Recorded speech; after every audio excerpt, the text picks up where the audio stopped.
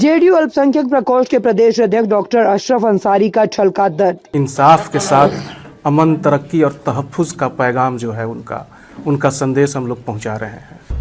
Party को लेकर मुसलमानों का वोट नहीं मिलने को लेकर दिया बड़ा बयान। बाहर से आकर के लोग जज्बात का च्युइंगम खिलाते हैं। विपक्षी दलों पर मतदाताओं को गुमराह करने का लगाया आरोप। अल्पसंख्यक विकास यात्रा लेकर किशनगंज पहुंचे जनता दल यूनाइटेड अल्पसंख्यक प्रकोष्ठ के प्रदेश अध्यक्ष डॉक्टर अशरफ अंसारी ने मंगलवार को जेडीयू कार्यालय में आयोजित पत्रकार वार्ता में मुस्लिम मतदाताओं को गुमराह करने का आरोप लगाया। उनका इशारा AIMIM की तरफ था। उन्होंने कहा कि लगातार हम लोग प्रयास करते रहे हैं, साथ ही दुआ भी करते रहे हैं कि इंसाफ पसंद लोगों को वोट मिलना चाहिए। बावजूद इसके कुछ लोग बाहर से आकर जिस तरह का अफीम चटा देते हैं, उसके बाद जब तक सोचते हैं तब तक देर हो जाती है। तो वहीं उन्होंने मजलिस पार्टी के प्रदेश अध्यक्ष अख्तरुल ईमान पर भी निशाना साधा और कहा कि उनकी क्या उपलब्धि और उपलब्धता है कि लोग उन्हें वोट देते हैं। उन्होंने कहा कि मुसलमानों के लिए पूरे देश में यदि सबसे कोई सुरक्षित जगह है तो वो बिहार है। डॉक्टर अशरफ ने राज्य में हो रहे अपराधों के एनकाउंटर को लेकर पूछे गए सवाल पर कहा कि मुख्यमंत्री नीतीश कुमार क्राइम करप्शन से कोई समझौता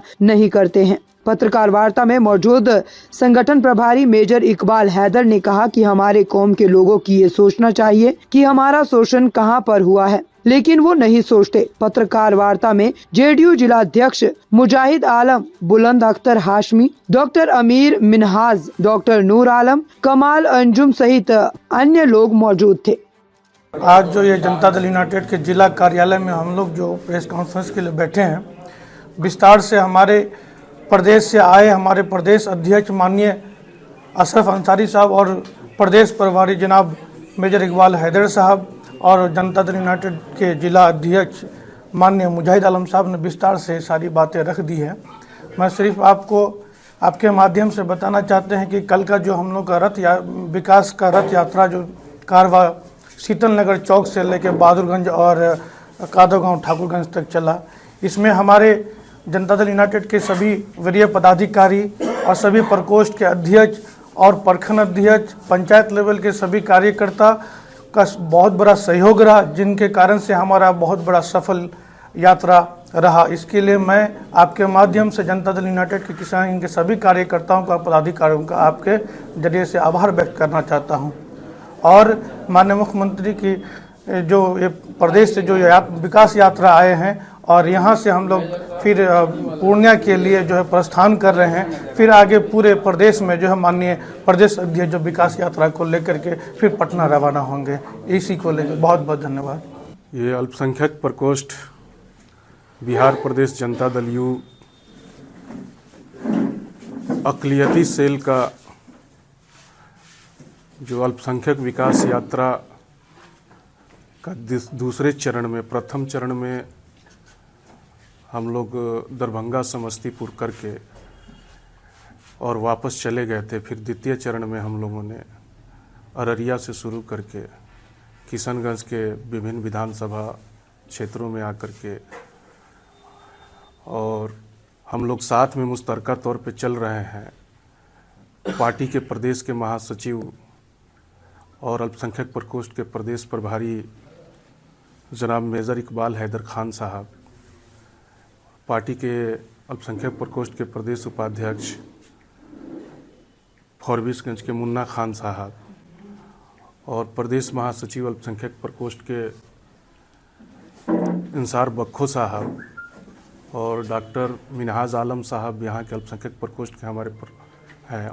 और यहाँ पार्टी के ज़िला अध्यक्ष माननीय पूर्व विधायक कोचाधामन जनाब मास्टर मुजाहिद आलम साहब, हम लोगों ने विभिन्न क्षेत्रों का दौरा किया। काफ़ी अच्छा रिस्पांस मिल रहा है। अल्पसंख्यक समाज में माननीय मुख्यमंत्री जी की, जो हमारे प्रदेश अध्यक्ष उमेश कुशवाहा जी की, राष्ट्रीय अध्यक्ष संजय झा जी की, माननीय नेता का जो संदेश हम लोगों के बीच में लेके जा रहे हैं, विशेषकर अल्पसंख्यक समाज में, बहुत अच्छा रिस्पांस मिल रहा है। और हम लोग आग्रह करने के लिए आए हैं कि माननीय मुख्यमंत्री श्री नीतीश कुमार जी ने इंसाफ के साथ अमन, तरक्की और तहफ्फुज का पैगाम जो है उनका संदेश हम लोग पहुंचा रहे हैं। और नीतीश कुमार जी ने 19 सालों के दौरे इक़्तिदार में हमारे समाज के लिए, वैसे तो सब समाज के लिए उन्होंने काम किया है, पर विशेषकर हमारे समाज के सारे बुनियादी मसलों को हल किया है, हमारे सारे जज्बाती मसलों को हल किया है।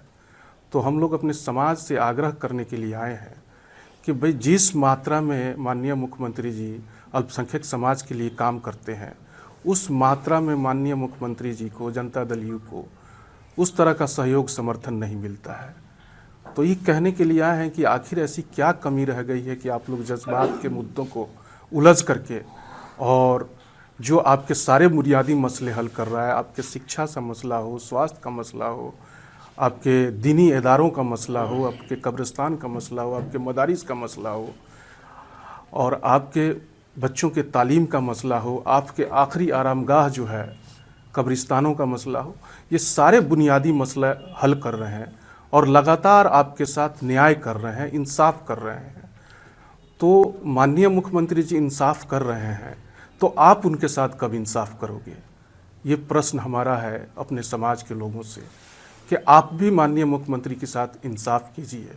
लगातार उन्होंने किया है और जो जज्बाती मसलों में उलझा करके विपक्षी पार्टियां जो हैं अपने एक्स एमपी को भी इंसाफ नहीं दिला सकती हैं।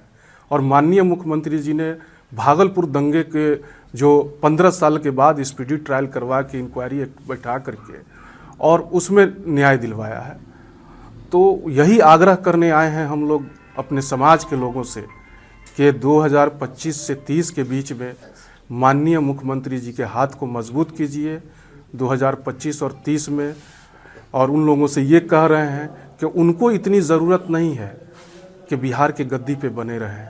आप लोगों को दबे कुचले, बेबस, बेजमान, शोषित, वंचित अल्पसंख्यक समाज के लोगों को, जो समाज में शांति चाहते हैं, वैसे लोगों को ज़रूरत है कि माननीय मुख्यमंत्री श्री नीतीश कुमार जी बिहार की गद्दी पर बने रहें। सर, लगभग 15-17 सालों से शासन कर रहे हैं, बावजूद इसके अभी तक मुस्लिम समुदाय का जो वोट मिलना चाहिए वो नहीं मिल पा रहा है। इसके पीछे वजह क्या मानते हैं?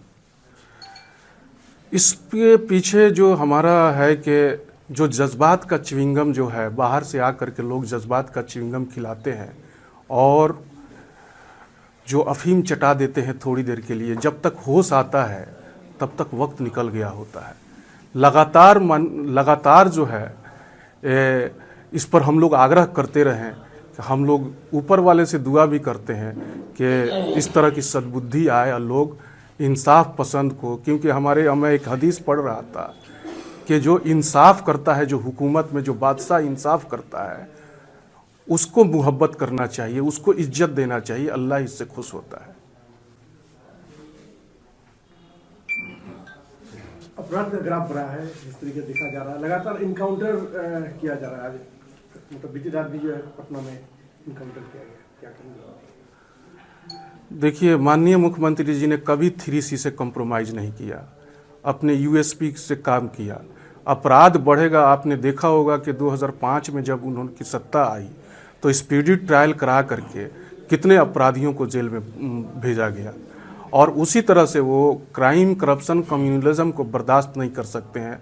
इसका कारण है कि माननीय मुख्यमंत्री जी को जो अपना यूएसपी है उस पर काम करते हैं। वो अच्छी बात है, जो अपराधी जो लोग हुए हैं, अपराधियों को अदालत से सज़ा मिलनी चाहिए। प्रदेश उपाध्यक्ष मुन्ना खान साहब, प्रदेश महासचिव इसरार बक्खो साहब और सभी लोगों का स्वागत है, इस्तकबाल है, वेलकम है। साथ ही सभी इलेक्ट्रॉनिक और प्रिंट मीडिया के साथियों का भी स्वागत है। दिनांक 6 तारीख को अल्पसंख्यक विकास यात्रा की शुरुआत किशनगंज अररिया जिला सीमा शीतल नगर चौक, वहाँ पर जनता दल यूनाइटेड के पार्टी पदाधिकारियों, कार्यकर्ताओं, जनप्रतिनिधियों द्वारा स्वागत किया गया। फिर वहाँ एक सभा को संबोधित किए। उसके बाद नूरी यतीम खाना, बहादुरगंज विधानसभा, LRP चौक, फिर उसके बाद जो है आपको ठाकुरगंज विधानसभा कादोगा हाट में एक जनसभा को संबोधित किया। लौटने के क्रम में हम लोग जो रुस्तम अली अल्पसंख्यक आवासीय विद्यालय और जो है मार्केटिंग कम्प्लेक्स उसका भी जो है जायजा लिए। तो मेरे कहने का मकसद है कि आप खुद किशनगंज जिले में देख लीजिए कि नीतीश कुमार 2005 से लेकर अब तक उनका एमएलए हो नहीं हो, एमपी हो नहीं हो, एमएलसी हो नहीं हो, किशनगंज के साथ कोई भेदभाव क्या, जो भी नजर आ रहा है 2005 के बाद ही सारे, चाहे शिक्षा के क्षेत्र में हो, स्वास्थ्य के क्षेत्र में हो, बिजली के क्षेत्र में हो, सड़क के क्षेत्र में हो, रोजगार के क्षेत्र में हो, सब नीतीश कुमार की देन। 1000 करोड़ से आपको डॉक्टर कलाम कृषि कॉलेज, जहाँ वेटनरी की भी पढ़ाई हो रही है, फिशरी की भी कॉलेज पढ़ाई हो रही है। 17 हाई स्कूल थे इस जिले में 2005 से पहले, आज 144 है। यहाँ पर Kishanganj college of engineering, minorities के लिए रुस्तम अली अल्पसंख्यक आवासीय विद्यालय, जहाँ पर अभी 280 छात्र छात्राएं निःशुल्क, 1 रुपये भी खर्च नहीं है उसका। इंट्रांस टेस्ट में जो लोग पास किए हैं काउंसलिंग के बाद, उनके रहने खाने, दवाई, कपड़ा, स्कूल का ड्रेस से लेके और जो है सारा इंतजाम, 1 पैसा खर्च नहीं। लेकिन नवोदय में बच्चे पढ़ रहे हैं तो वहाँ भी 600 रुपया महीना ट्यूशन फीस लगता है। मच्छरदानी से लेके जाय नमाज तक, स्वेटर से लेके कंबल तक, सारा बिहार सरकार, हमारे नेता नीतीश कुमार। किशनगंज इंजीनियरिंग कॉलेज को लोग डिटेंशन सेंटर बताकर वोट लिए हैं ना 2020 में। यह अल्पसंख्यक आवासीय विद्यालय को भी क्या क्या चीज बता के डिटेंशन सेंटर, तो आदिवासियों का स्कूल, आदिवासी SC ST के लिए भी मोतिहारा तालुका में रेजिडेंशियल स्कूल है। नर्स की पढ़ाई के लिए GNM स्कूल है, पॉलिटेक्निक कॉलेज है, महिला ITI है यहाँ भरिया डांगी में। और आप देखे ही होंगे किशनगंज जिला अब जो इंडस्ट्री में, लेदर इंडस्ट्री में हब बनने जा रहा है। बिहार सरकार अभी यहाँ लेदर इंडस्ट्री पर इतना फोकस किया है, अभी कई उद्योग आ रहे हैं कि अभी कानपुर, आगरा और कलकत्ता को पीछे छोड़ के किशनगंज चमड़ा उद्योग में आते। ये नीतीश कुमार की देन है। अल्पसंख्यक उद्यमी योजना, जिसमें 10 लाख रुपये, जिसमें 5 लाख सब्सिडी है, 5 लाख जो है आपको बिना ब्याज के ऋण है, लोन है। 81 लोगों को पिछले वित्तीय वर्ष में दिया गया, इसी समाज के लोगों को दिया गया ना। आज कितने उर्दू शिक्षकों की बहाली हुई, कितने मदरसों की क्या स्थिति है। तो लगातार अभी जो है 1200 सहायक उर्दू अनुवादक को नियुक्ति पत्र मिला इसी दिसंबर 2024 में। उससे पहले उर्दू ट्रांसलेटर को मिला। तो कि अल्पसंख्यक के लिए किस फील्ड में काम नहीं हो रहा है?